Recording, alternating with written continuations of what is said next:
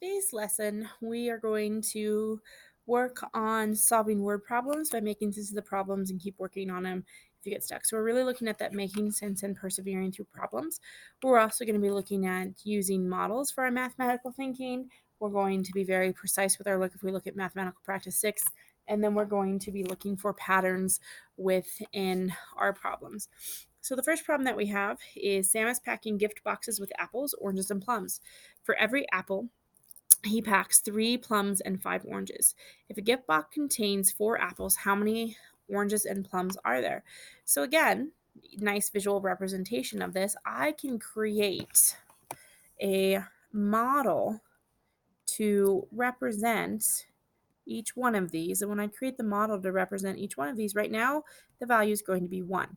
But if I change that value to where the apple is going to be 4, that means each one of these now becomes 4 as well. And then all I have to do is multiply. And when I multiply, that'll tell me what the different values are. So here, if I have 4 apples, I'm going to have 12 plums, and I'm going to have 20 oranges. So my new ratio is going to be 4 to 12 to 20. Okay. And so if we look at the look back and persevere, it says, how do the number of apples help you find the number of oranges and plums in each gift box? So we know that because our apple was related to the number of plums and the number of oranges that I had in the gift box, I created a model to show my thinking to where I said if one apple is now equal to 4, then every one of these visual representations is equal to 4 as well. And that's how I got the value of 12 to 20, because I was able to just multiply 1 times 4, 3 times 4, and then 5 times 4. All right, so let's go ahead and move into your next problem. So if we take a look at your next problem, it says Lucinda is making a necklace of beads. For every 3 blue beads, there is 1 gold bead and 2 purple beads. There are 48 beads in the necklace. How many of each color are there?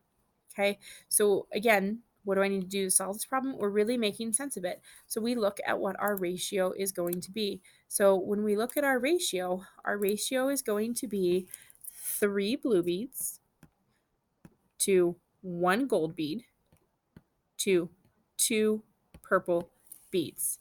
And so then what we have to do is we have to figure out what our total is going to be. So right now, if we look at this, this is a total of 6 beads being used. I want to look at how does our ratio change when there's 48 beads being used. And so if you look at our diagram, we already have our diagram drawn. I have my 3 blue, my 1 gold, and my 2 purple. And so if I draw that out a little bit bigger to where I can write in it, I have my 3 blue, my 1 gold, and my 2 purple. Okay, and then what we need to do is we need to look at if I have 48, right, that's our total beads, divided by 6. So if I do 48 divided by 6, that will tell me the value that I have if for 1 bead. So for 1 bead, if I'm 48 necklaces, I'm going to have 8. So that means the gold here is my 1. That's going to be 8. And so now I can just go ahead and fill in, well, if the gold bead's going to be 8, that means each one of these boxes is going to be 8 as well. And so my total is going to be 16 purple and 24 blue beads. And so when we look at this, my new ratio becomes 24 to 8 to 8 to 16. And so I found that by finding that total amount of beads. I had 6 beads total. And then I looked at, well, if I had 48 beads total, what's the ratio going to be over here? So I divided 48 by 6, and that told me how many beads I was looking at. I was looking at 8 beads for the gold. And so because I had 8 beads for the gold, I was able to then to use my model and put in 8 for all of that representation to get the numbers 24, 8, and 16 as my ratio. All right. So what we could do to check our solution is we could simply add them together and see if we end up with 48. So if I take my 24 beads, so I take my 24 blue, I add them to my 8 gold, and then I add them to my 16 purple, I need to have 48 total. And so if I add 48 to 16, 48 to 16 is going to be 40, plus 8 is going to be equal to 48. So I have 48 beads. So the ratio works. All right, so let's go ahead and let's move into your guided practice. And it says a factory produces 5 jelly beans, 5 green jelly beans and 2 orange jelly beans for every 8 pink jelly beans. There are 75 jelly beans in a bag. How many green jelly beans are in a bag? So one of the things that we can do to make sense of the problem is I'm going to use a diagram. So I'm going to use a diagram to help me make sense of this problem. And so I have 5 green jelly beans, 3, 4, 5, 2 orange jelly beans, and then I have 8 pink. So 1, 2, let's make this a little bit bigger. So I have 5 green jelly beans.